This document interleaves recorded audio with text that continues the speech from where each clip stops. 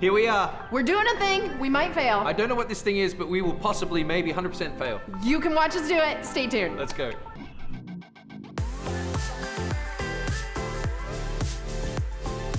Hey everybody, welcome to Share the City. I'm Juliana. I'm Chica. And we are so glad that you're joining us today for this big experiment. It is, and I don't know if we're still about to fail this experiment. We could, but you guys are coming along with us, so thank you. Thanks for sharing the city. Yeah, thanks for sharing the city. Speaking of experiments, this week, I know that I have 2 girls that went back to school. Did you have kids going back to school as well? Yes. How was that experiment? That experiment continues. It's ongoing. By the time this footage airs, who knows if we will actually still be in school. But on Monday, I have a 3rd grade daughter, and my son started middle school. He's very much a rule follower, believes in he just doesn't want to be in trouble ever. So he came home having already read the student manual. Oh, wow. We got to talk about aggravated battery and what that means. Not because he did it. He wants to make sure he doesn't do it.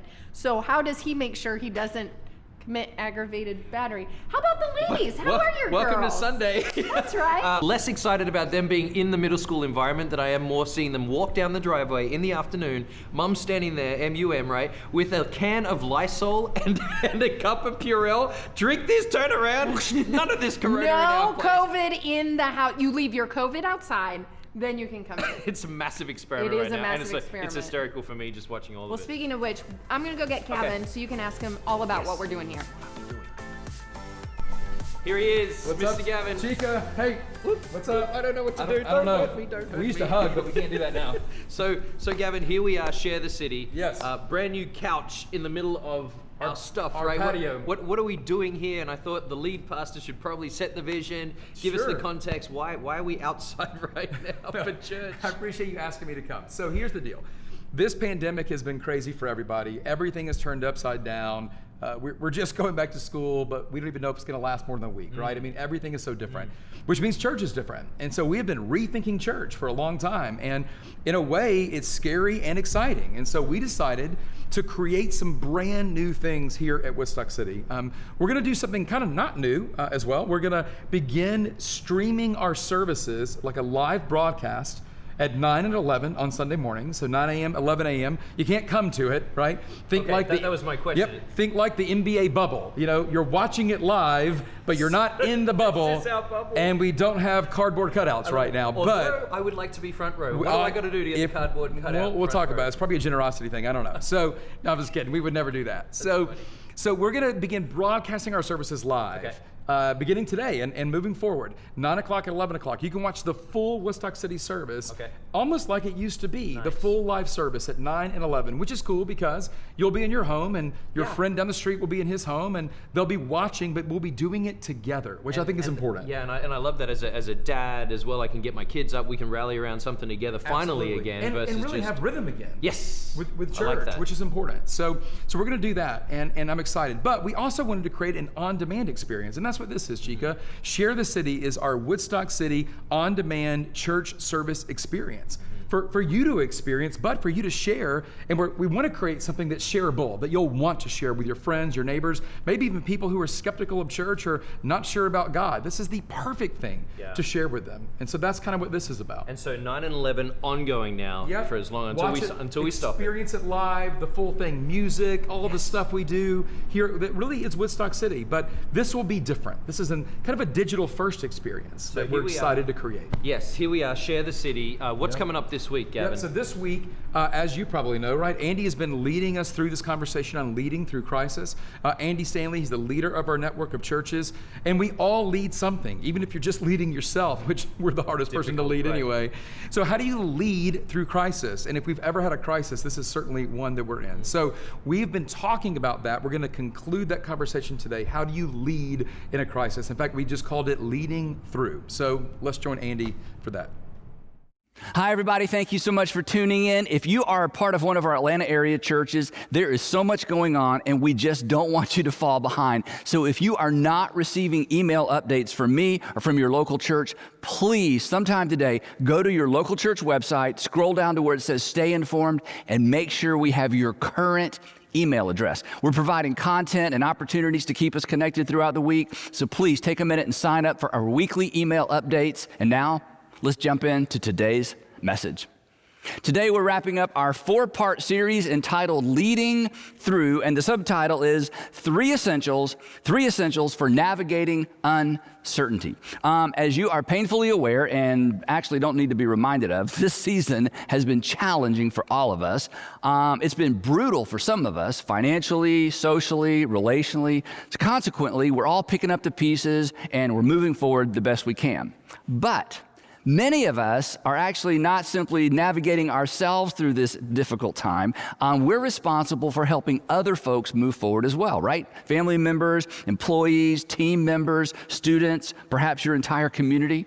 So if you're a parent, a manager, an executive of any type, a teacher, a city or state official, people are looking to you and they're looking to me for direction, for inspiration, and ultimately for hope. And you know this, while leading under normal circumstances is tough enough, leading people through what we're experiencing right now, well, as my friend Charlie Renfro is fond of saying, this is not a casual endeavor. And be honest, nobody prepared us for this, right? How do you prepare for a pandemic combined with an economic shutdown that's left us teetering on economic meltdown while navigating social unrest during an election year? I don't know about you, but, well, this is my first time.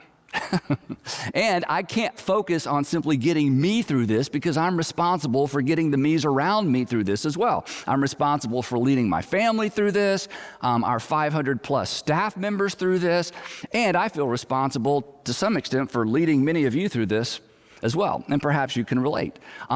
There aren't any maps. There aren't any instructions. We're making this up as we go along. And this is the tension that every single leader lives with. Every father who's lost his job.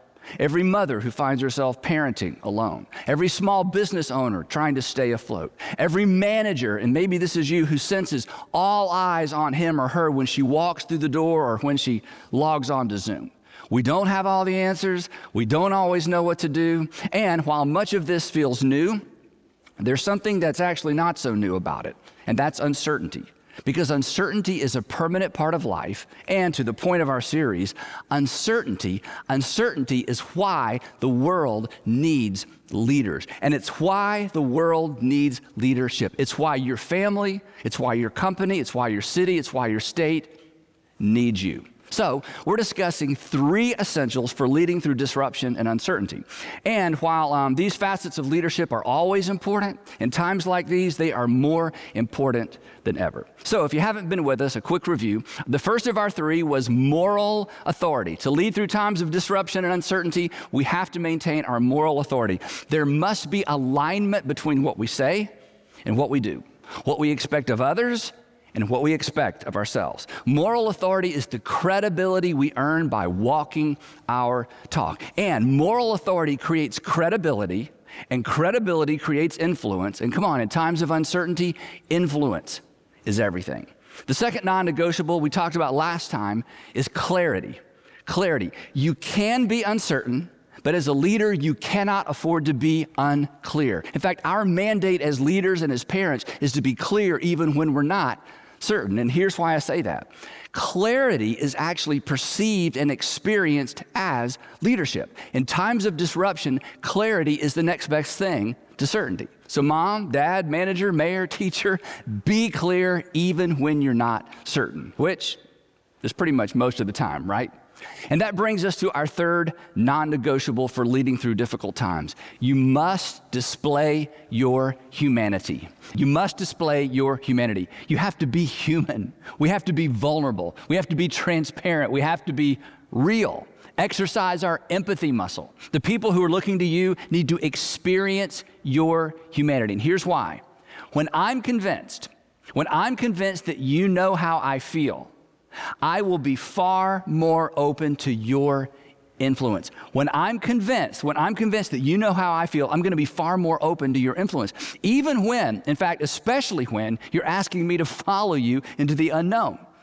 When you acknowledge and legitimize my fear, my worry, my concern, I'll trust you.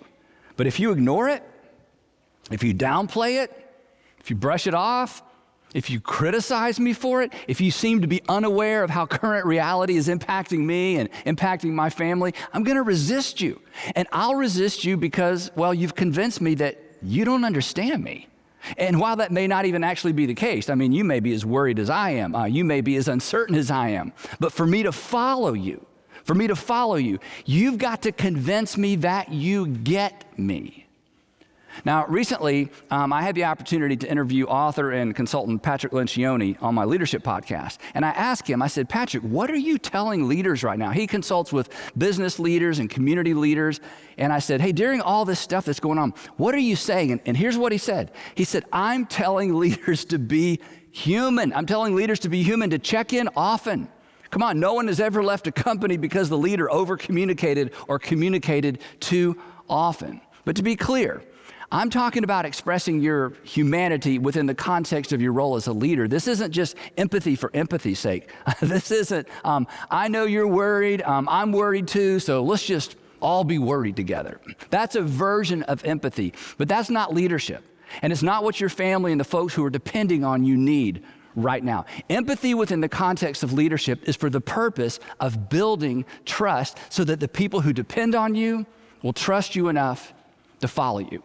Now, there's actually a biblical term for this that I think encapsulates this idea perfectly. It captures this dynamic. It may make you a bit nervous, but it shouldn't. And it's the term pastor. Pastor. And, for most of us, the term pastor carries religious connotations, but technically it shouldn't. It comes from the Latin term for shepherd. In fact, interesting fact, the term pastor should have never appeared in our English New Testament because it's not a translation of the Greek text. Early Bible translators actually substituted the Latin term pastor for the Greek term shepherd. And why did they do that? Well, that's a story for another day. But originally, like back in Jesus' day originally, pastoring or literally shepherding was a function, not a church office. It certainly wasn't a position. Now, the important thing for our discussion is that during times of disruption, uncertainty, our families, our communities, and our employees need to be pastored or shepherded.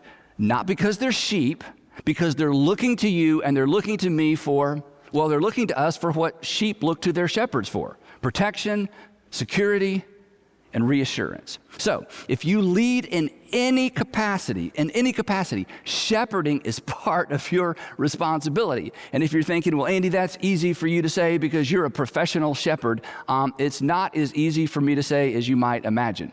I'm a pastor by profession, but the pastoring aspect of my leadership does not come natural to me. I had to learn, and honestly, I'm still learning. I'm a much better public speaker than I am a shepherd. And I'm not proud of that. In fact, the only reason I tell you that is to encourage those of you who are already playing with your phone because you're thinking, there's no way I'm doing this. Too touchy-feely for me, right? I get that. And this may not be the way you're wired, but this is still your responsibility at home, at work, at school, and in your community. And maybe this will encourage you.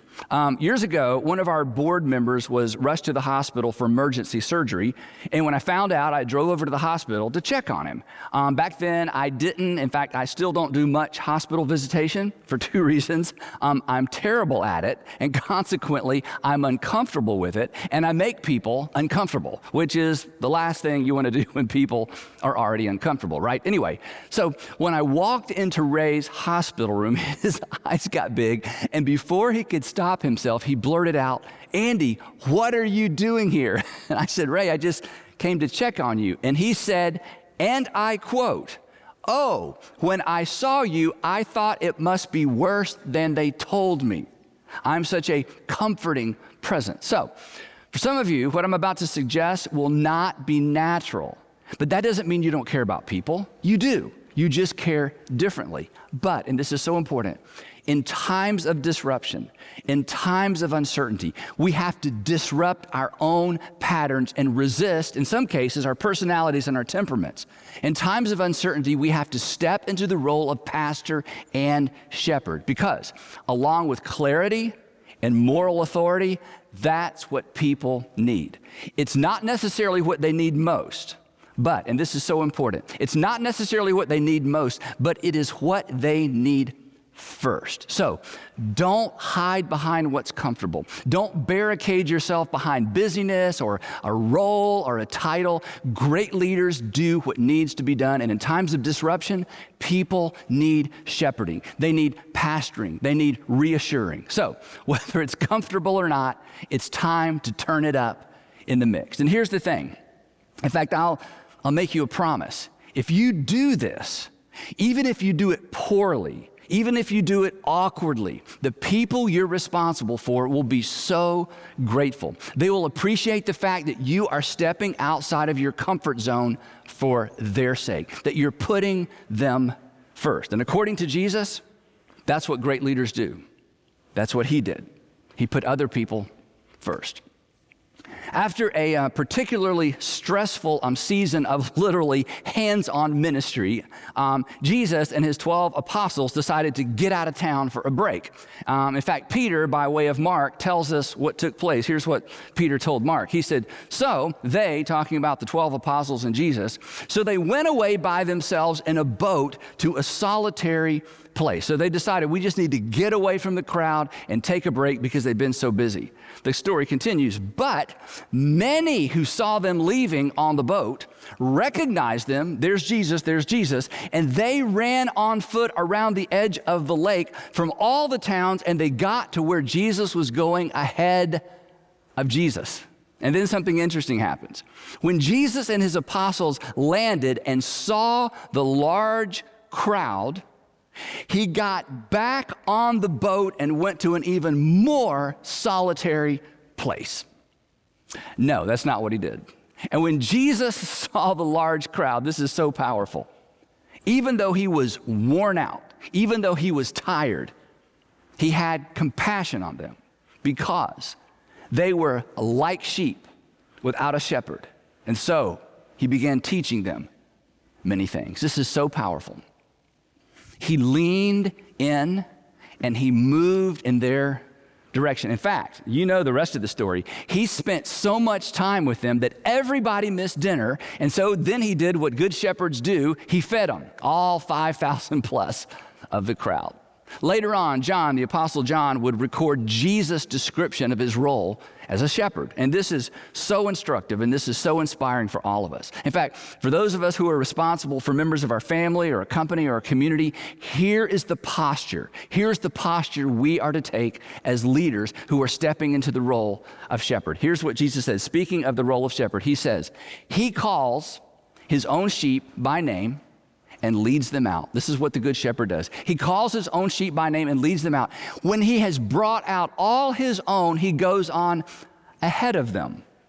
He goes on ahead of them, and his sheep follow him because they know his voice. Now, what I'm about to say next is so extraordinarily important. During times of uncertainty and during times of disruption, your voice is more important than your words.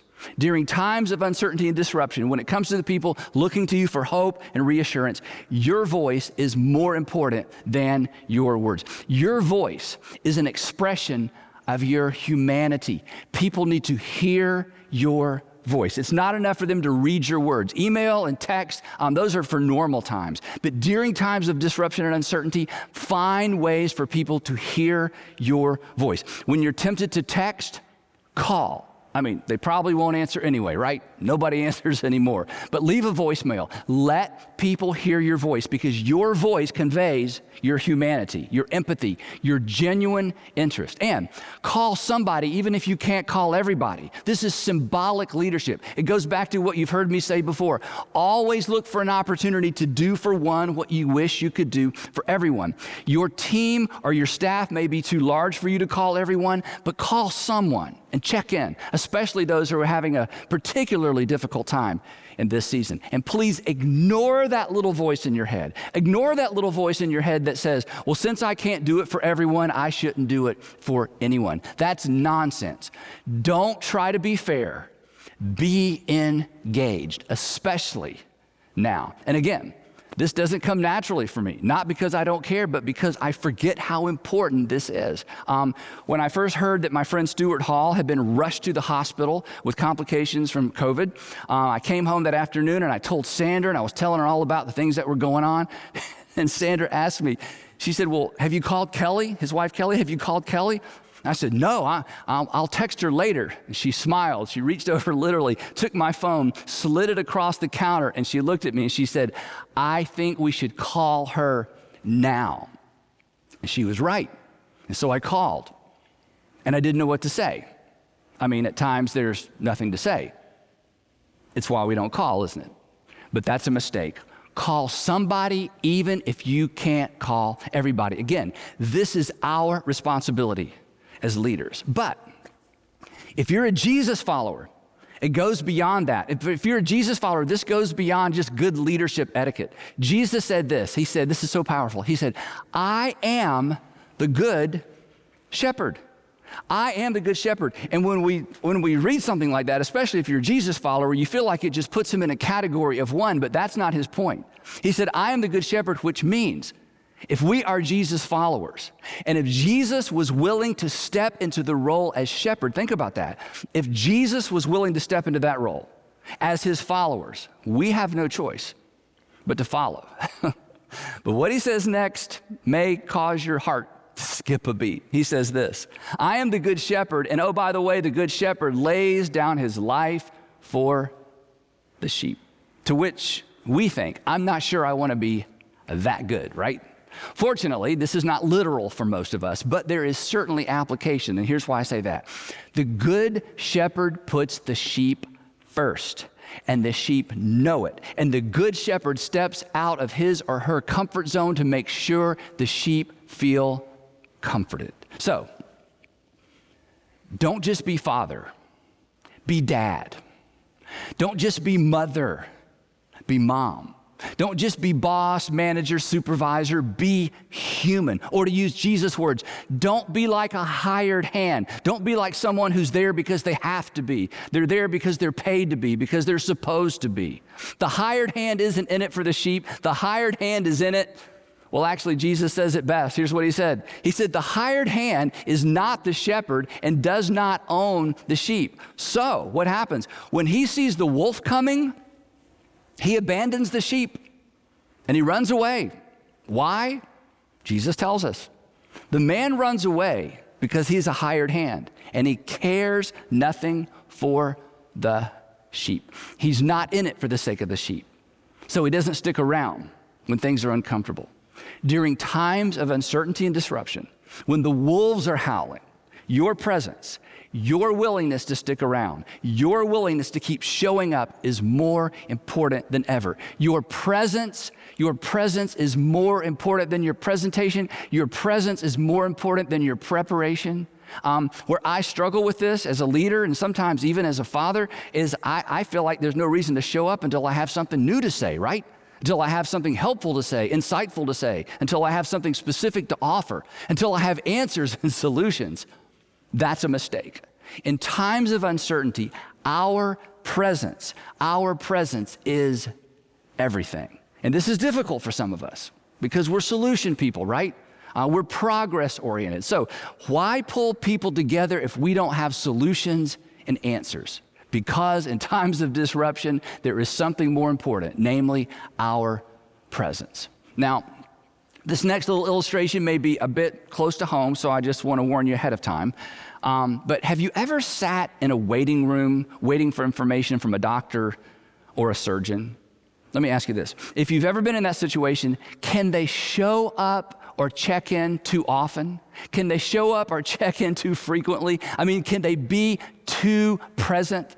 No, because when the doctor or the surgeon walks in, what do? We lean in. Why? Because we crave reassurance. We crave their presence. We don't want a text and we don't want a phone call. We want a person. And in a hospital waiting room, come on, we could care less about the quality of the doctor's presentation, right? We don't roll our eyes if his grammar isn't perfect or she mispronounces a name. So as a father, as a husband, as a leader, as a boss, here's the question. Here's the question that I'm responsible for asking myself every single day. And if you have people looking to you for direction, reassurance, and hope, it's a question you should ask yourself every day as well. And here it is. Do people know? Do people know? Do people know that I care? Do the people you are responsible for, do they know that you care? You know you care, but do they know? Or to ask it a different way, is your humanity showing? Is your humanity showing? To wrap up, I want to tell you a story. It involves President Obama, and if you're a Democrat, you're going to love this. If you are a Republican, you should love this, not because you necessarily loved him, but because you're mature enough to learn from anybody and everybody, right? So for 4 minutes, just 4 minutes, I want you to set aside your political filter, because this incident from his presidency punctuates the importance of taking on the mantle of shepherd and pastor in times of disruption, uncertainty, and in this instance, in times of unspeakable tragedy. If you have ever visited a friend or family member who has lost a child, you know that it's one of the most difficult environments to walk into. As a pastor, I have found myself in this place over and over and over, and there's just nothing to say. And this is especially difficult if someone has lost a child unexpectedly. There just are no words. There are no solutions. But imagine having to walk into that set of circumstances or that environment 20 times to comfort 20 families on the same afternoon. This is the situation President Obama found himself walking into by choice following the Sandy Hook Elementary School shootings in 2012 in Newtown, Connecticut. On the morning of December 14th, you'll probably remember this, a 20-year-old broke into the school right after the doors had been locked. He shot and killed 26 people, including 20 children, before taking his own life. The oldest child was 7 years old. Michelle Obama, in her memoirs, said this. She said it was the darkest day in the White House. She wrote, when I walked into the Oval Office, Barack and I embraced silently. There was nothing to say.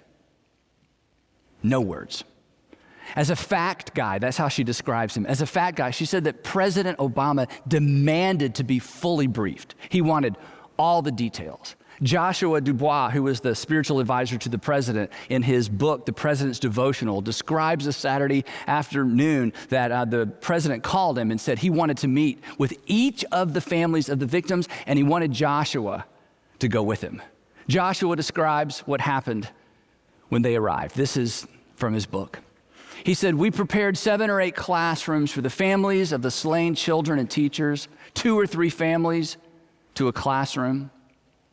The president took a deep breath, steeled himself, and went into the first classroom. And what happened next, he says, I'll never forget. Person after person received an engulfing hug from our commander-in-chief. He would say, tell me about your son. Tell me about your daughter. And then he would hold pictures of the lost beloved as their parents described their favorite foods, their favorite television shows, and the sounds of their laughter. For the younger siblings of those who had passed away, many of them 2 or 3, 4 years old, way too young to understand, he said that the president would grab them, toss them into the air laughing, and then hand them a box of White House M&Ms. Joshua says this, in each room, I saw his eyes water, but he did not break.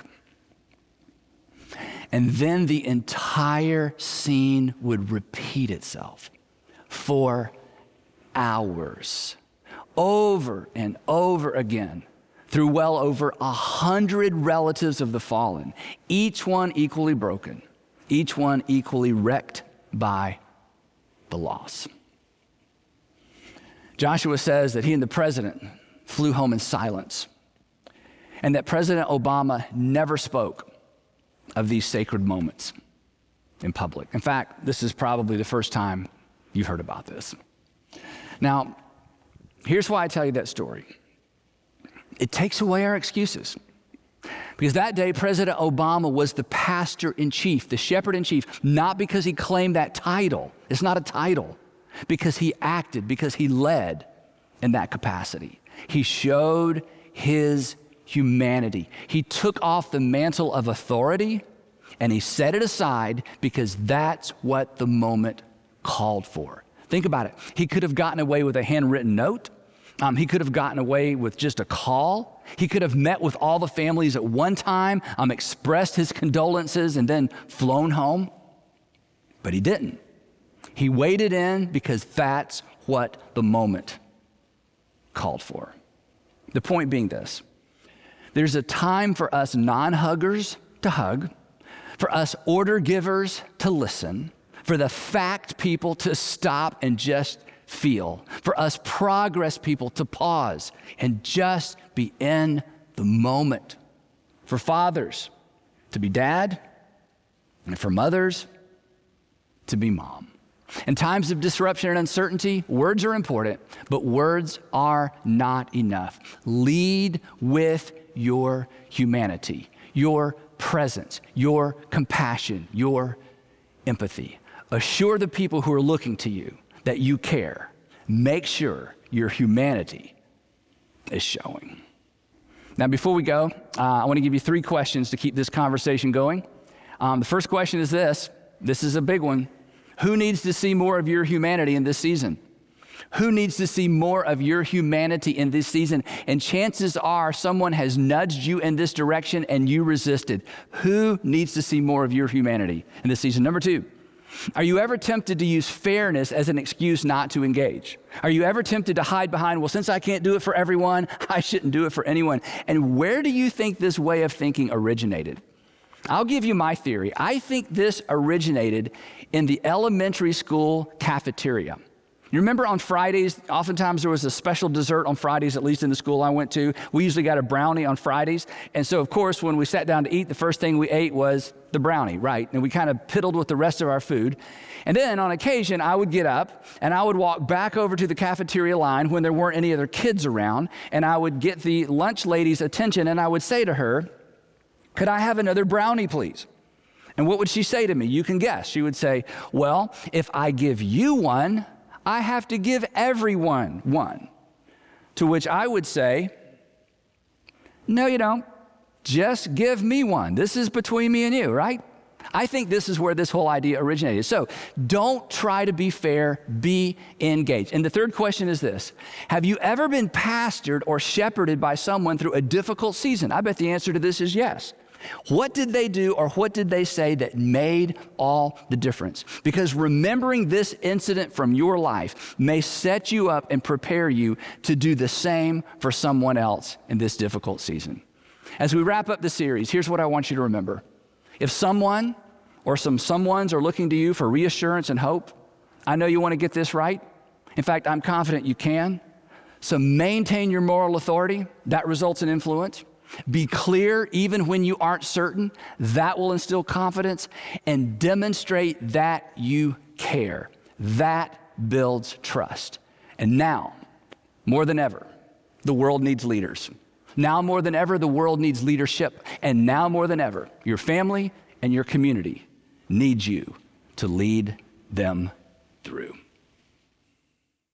Chica, that was great. Not bad for an experiment that we thought was going to fail. And it didn't. Good, good. And for those of you watching, you can come on back next week at 1 p.m. We are going to be right here doing it all again. That's right. We'll have giveaways, fun games, and you can learn more about how to get involved in our community. So we'll see you next week for Share the City.